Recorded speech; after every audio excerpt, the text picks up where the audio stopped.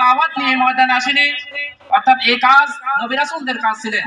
আল্লাহ তাআলা তার নবী মুহাম্মদ রাসূলুল্লাহ সাল্লাল্লাহু আলাইহি সাল্লামকে কেন দুনিয়াতে প্রেরণ করেছিলেন? আল্লাহ তাআলা পবিত্র কোরআনে বলছেন, ওয়াল্লাযী আরসালা রাসূলাহু বিল হুদা ওয়া দীনিল হক লিইয়ুযহিরাহু আলাদ দীনি কুল্লিহি ওয়ালাউ কারিহাল কাফিরুন ওয়ালাউ কারিহাল মুশরিকুন।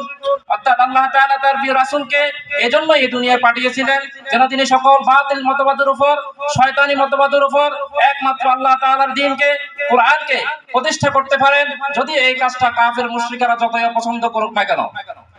বাংলাদেশ জামাত ইসলামী এই কাজ পৃথিবীর যত নবী রাসূলগণ করেছেন, তাদের সাথে তাদের সাহাবাগণ করেছেন, পরবর্তীতে উম্মতে মুহাম্মদী এই কাজ জারি রেখেছেন।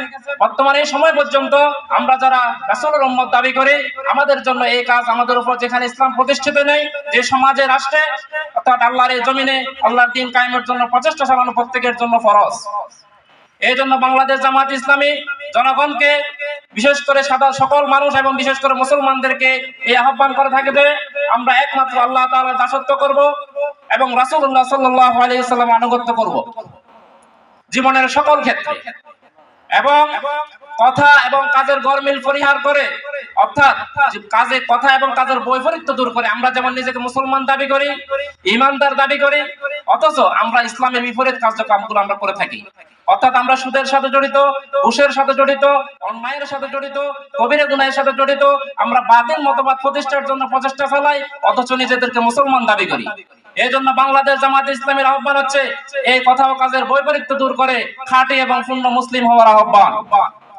জামাত ইসলামের যে তৃতীয় যে দাওয়াতটি দিয়ে থাকে সেটি হচ্ছে আমাদের সমাজ এবং রাষ্ট্রের সর্বস্তরে এবং এখন অসৎ নেতৃত্ব প্রতিষ্ঠিত রয়েছে, যার কারণে সমাজে অন্যায়, অবিচার, দর্শন, লুটতরাজ, হানাহানি, চাঁদাবাজি, টেন্ডারবাজি, এর ফলে মানুষের জীবন অতিষ্ঠ এবং অসহায় হয়ে পড়েছে মানুষ। এই জন্য বাংলাদেশ জামাত ইসলামী সমাজের সর্বস্তর থেকে এই অসৎ নেতৃত্বকে দূরীভূত করে, অসৎ নেতৃত্ব কর্তৃত্বকে খতম করে, সেখানে একমাত্র খোদাভীরু, যোগ্য, আল্লাহওয়ালা নেতৃত্ব প্রতিষ্ঠা করে এই অনাচারকে সমাজ থেকে দূরীভূত করতে চায়, রাষ্ট্রের মধ্যে আল্লাহর হুকুমতকে কায়েম করতে চায়। এবং এই কাজ করার জন্য জামাত ইসলামী নতুন কোন ফর্মুলা নিয়ে আসেননি। যুগে যুগে নবী রাসূলগণ যে পদ্ধতিতে কাজ করেছেন, মুহাম্মদ রাসূলুল্লাহ সাল্লাল্লাহু আলাইহি ওয়াসাল্লাম নবুয়ত হওয়ার পর মক্কায় 13 বছর দাওয়াতি কাজের মাধ্যমে লোক তৈরি করেছেন এবং আল্লাহর নির্দেশে মদিনায় হিজরত করে মদিনায় একটি সোনালী সমাজ, কোরআনের সমাজ প্রতিষ্ঠা করেছিলেন। জামাত ইসলামী সেই আদলে বাংলাদেশের মানুষের মধ্যে ইসলামের দাওয়াত সম্প্রসারণ, মানুষের চিন্তার পরিশুদ্ধি গঠন, মানুষের মধ্যে ঈমান এবং আমলের পরিশুদ্ধি গঠনের মাধ্যমে জনমত গঠন, ইসলাম প্রতিষ্ঠার জনমত গঠনের মাধ্যমে বাংলাদেশে একটি